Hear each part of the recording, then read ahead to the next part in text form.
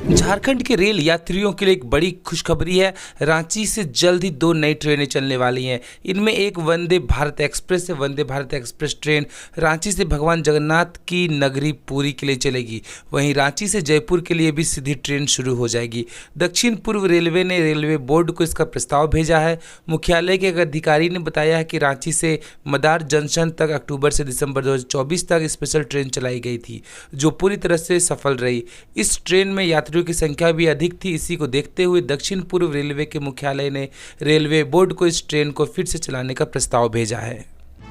झारखंड में विधानसभा चुनाव में उत्कृष्ट प्रदर्शन के लिए झारखंड को पहली बार बेस्ट परफॉर्मिंग स्टेट का राष्ट्रीय सम्मान मिला है। राष्ट्रपति द्रौपदी मुर्मू ने झारखंड को यह पुरस्कार दिया।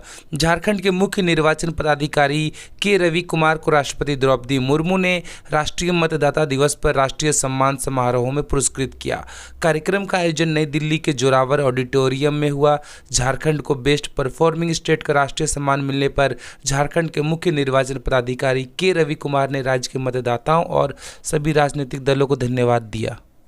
केंद्रीय उपभोक्ता संरक्षण प्राधिकरण ने संघ लोक सेवा आयोग यूपीएससी की आईएएस के लिए प्रतियोगी परीक्षा की तैयारी करने वाले कोचिंग संस्थान पर 3 लाख रुपए का जुर्माना लगाया है। प्राधिकरण ने पाया कि विजन आईएएस ने अपने छात्रों की सफलता दर को बढ़ा चढ़ाकर पेश करने के लिए पाठ्यक्रम संबंधी आवश्यक जानकारी छिपाई। उन्होंने अपने विज्ञापनों में यह दावा किया कि उनके सभी टॉपर्स ने फाउंडेशन कोर्स से सफलता प्राप्त की है, लेकिन जो पूरी तरह सच नहीं था। मुख्यमंत्री हेमंत सोरेन गणतंत्र दिवस पर झंडोत्तोलन के लिए शनिवार शाम दुमका पहुंचे, जहां उन्हें दुमका एयरपोर्ट पर गार्ड ऑफ ऑनर दिया गया। आयुक्त लालचंद डाडेल व उपायुक्त आजनेयुलु डोड्डे ने उन्हें पुष्प का गुच्छ देकर स्वागत किया। सीएम हेमंत सोरेन रात में दुमका के राजभवन में विश्राम करेंगे। इसके बाद रविवार सुबह 9 बजे पुलिस लाइन दुमका में झंडोत्तोलन करेंगे। मैया सम्मान योजना पर बड़ी खबर आई है। महिलाओं के खाते में किस दिन पैसा आ सकता है, इसकी संभावित तारीख सामने आई है। जनवरी महीने की 2500 रुपये की किस्त का इंतजार कर रही महिलाओं के खाते में 28 या 29 जनवरी को पैसे आ सकते हैं। मैया सम्मान योजना पोर्टल में खामी की वजह से इस महीने जनवरी 2025 में महिलाओं के अकाउंट में पैसे नहीं आ पाए थे। हालांकि योजना में थोड़ा बदलाव किया गया है। अब इस योजना का लाभ लेने वालों के लिए आधार कार्ड को अनिवार्य कर दिया गया है। जिन महिलाओं के पास आधार कार्ड नहीं है, अब उन्हें पहले आधार कार्ड बनवाना होगा, तभी वे इस योजना के लिए आवेदन कर पाएंगी। हेमंत सोरेन की सरकार ने झारखंड की महिलाओं को सशक्त बनाने के उद्देश्य से झारखंड मुख्यमंत्री मैया सम्मान योजना की शुरुआत की थी। शुरुआत में इस योजना के तहत लाभुक महिलाओं के बैंक अकाउंट में 1000 रुपये प्रति माह भेजे जाते थे। अगस्त 2024 में योजना की शुरुआत हुई थी। झारखंड विधानसभा चुनाव से पहले मुख्यमंत्री हेमंत सोरेन ने योजना के तहत दी जाने वाली 1000 रुपये की राशि को 2500 रुपये करने की घोषणा की थी। वित्त मंत्री निर्मला सीतारमण 1 फरवरी 2025 को संसद में वित्त वर्ष 2025-26 का सालाना बजट पेश करेंगी। इस बजट के लिए उद्योग जगत और विशेषज्ञों की ओर से वित्त मंत्री को सुझाव भेजे जा रहे हैं। देश की अर्थव्यवस्था और देशवासियों के लिए बजट तैयार किया जा रहा है, लेकिन देश के कितने लोग बजट का सही मतलब समझते हैं? हालांकि भारत की 1.25 अरब या 125 करोड़ की आबादी में से बजट को समझने वाले लोगों की संख्या का अनुमान लगाना थोड़ा कठिन काम है। इसलिए इस बारे में कोई सटीक और अपडेटेड आंकड़ा नहीं है। फिर भी कुछ सर्वेक्षण और अध्ययन से इस बारे में हमें जो जानकारी उपलब्ध है उसके बारे में आपको बताते हैं। जी हाँ, सिर्फ 15% भारत के लोग ही जानते हैं बजट का मतलब। साल 2021 में कराए गए एक सर्वेक्षण में यह पाया गया है कि भारत के 125 करोड़ की आबादी में से केवल 15 से 20% लोग ही संसद में पेश होने वाले बजट को पूरी तरह से समझते हैं या उन्हें समझने की कोशिश करते हैं। झारखंड में नगर निकाय चुनाव की एक अड़चन दूर हो गई है। चुनाव आयोग ने स्पष्ट कर दिया है कि उसने झारखंड राज्य चुनाव आयोग को लेटेस्ट वोटर लिस्ट उपलब्ध करा दिया है। इसके आधार पर वह नगर निकायों के चुनाव करा सकता है। झारखंड हाईकोर्ट के जस्टिस आनंद सेन की अदालत ने नगर निगम व निकाय चुनाव के मामले में दायर अवमानना याचिका पर सुनवाई के दौरान भारत निर्वाचन आयोग के वकील ने यह जानकारी दी है। इस दौरान अदालत ने प्रार्थी और भारत निर्वाचन आयोग का पक्ष सुना। इसके बाद भारत निर्वाचन आयोग से अदालत ने मौखिक रूप से पूछा कि राज्य निर्वाचन आयोग नगर निकाय चुनाव में किस वोटर लिस्ट का उपयोग कर सकता है।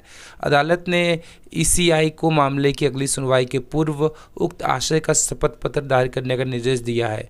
मामले की अगली सुनवाई 7 फरवरी को होगी। राजधानी पटना की सड़कों पर जल्द ही डबल डेकर बसें दौड़ेंगी। पर्यटक इस बस से गंगा नदी के किनारे स्थित ऐतिहासिक इमारतों और सांस्कृतिक स्थलों का दीदार कर सकेंगे। इस बस का संचालन बिहार राज्य पर्यटन विकास निगम करेगा। इसके लिए बसों को बेहद खूबसूरत तरीके से सजाया गया है। निगम ने इस बसों का ट्रायल भी शुरू कर दिया है। आपको बता दें, इन डबल डेकर बस में 40 सीटें होंगी, जिनमें 20 सीटें नीचे और 20 सीटें टॉप डेक पर होगी। पर्यटक बस की छत पर बैठकर राजधानी के प्रमुख पर्यटन स्थलों और गंगा के मनोरम दृश्यों का आनंद ले सकेंगे।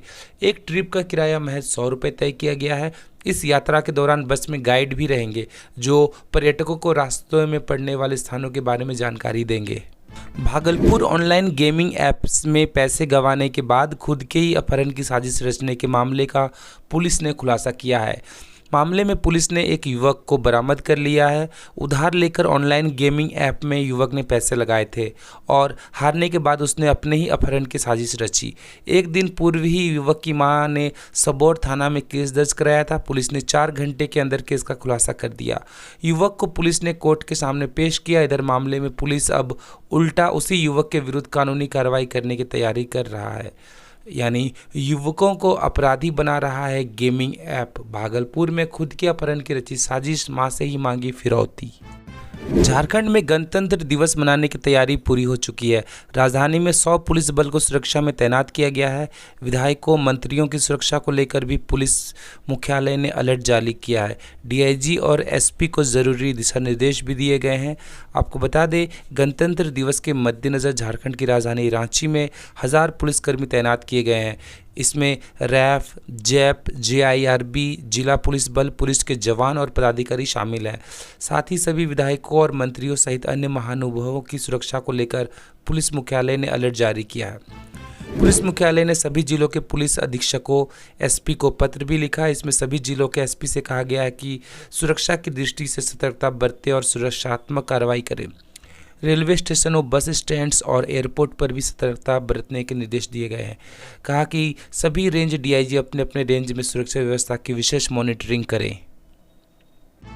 ऊर्जा विकास निगम के 109 करोड़ रुपए की अवैध निकासी मामले में एसआईटी की जांच जारी है। इसी कड़ी में एटीएस एसपी ऋषभ कुमार झा के नेतृत्व में गठित एसआईटी ने रांची में छापा मारा। इस दौरान आरोपी के ठिकानों से 60 लाख रुपए नकद बरामद किए गए। वहीं ऊर्जा विकास निगम के खाते से जिन 2 खातों में पैसा ट्रांसफर कराया गया था, उन दोनों खातों में 76 लाख रुपए एसआईटी ने फ्रीज कराए। वहीं मामले में एक आरोपी को गिरफ्तार किया गया है, जबकि 2 अन्य को हिरासत में लेकर पूछताछ की जा रही है। संभव है कि एसआईटी आधिकारिक रूप से पूरा खुलासा करेगी।